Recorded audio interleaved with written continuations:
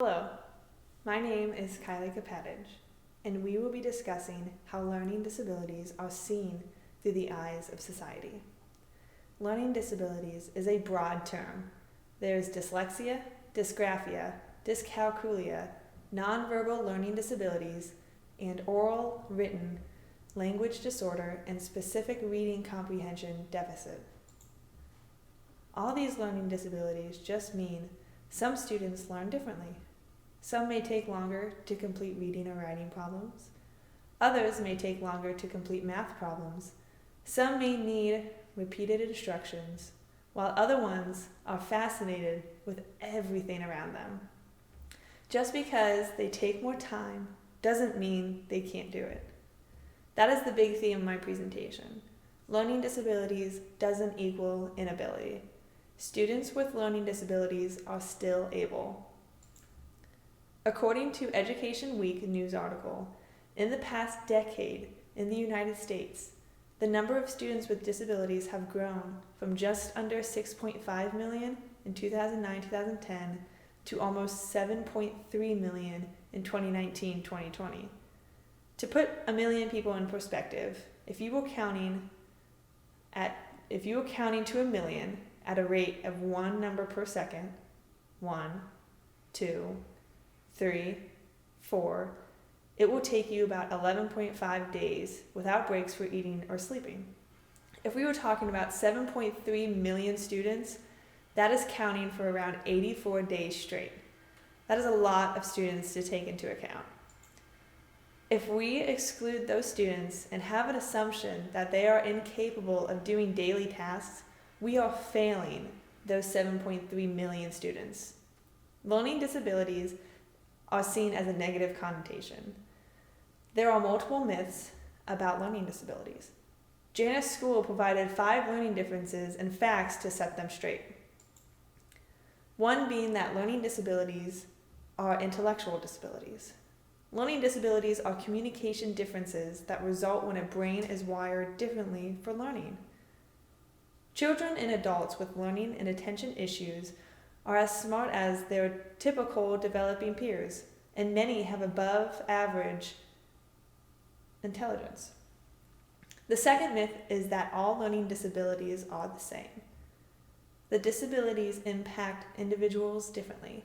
It is important for children and adults struggling with learning differences to receive individualized support and help address their specific learning challenges, including different modifications and accommodations for their needs. The third myth is that children can just work harder to overcome learning disabilities. That is just not the case. Children and adults with these challenges have brains that process information differently. They need personalized support and to be empowered with tools and strategies they can use to work on and around their learning of processing differences. The fourth myth is that learning disabilities fade with time and can be cured. The truth is, learning and attention challenges are the result of brain structure and function. Symptoms can change over time if the right support can help students and adults manage their challenges, but they don't make the issues go away. The fact is, without the right support, these children will continue to struggle, and secondary issues like anxiety and depression may result from the frustration of trying to push through without the right support. There are numerous examples where you see people succeed while having learning disabilities. There are so many examples of celebrities and well-known names that deal with learning disabilities but still find a way to succeed. Adam Levine is a lead singer of Maroon 5, suffers from ADHD. Tom Cruise, famous actor, suffers from dyslexia. Daniel Radcliffe, Harry Potter himself, struggles with dyspraxia. The man is fighting dementors and still has a hard time tying his shoe. Vince Vaughn, famous actor, ADHD, dyslexia. Tim Tebow, stud quarterback, dyslexia. Albert Einstein, creator of the light bulb, was suggested by some that he struggled with dyslexia, dysgraphia, and dyscalculia. The list goes on. There are so many people still being successful through their learning disabilities. Students and adults who struggle with learning disabilities find weaknesses in one area but show strengths in another. For example, Very Well Family wrote an article in 2020 that talks about adults with learning disabilities in the workspace. Some strengths include being creative problem solvers. The skills not centered around their disabilities are just as strong or better than other adults.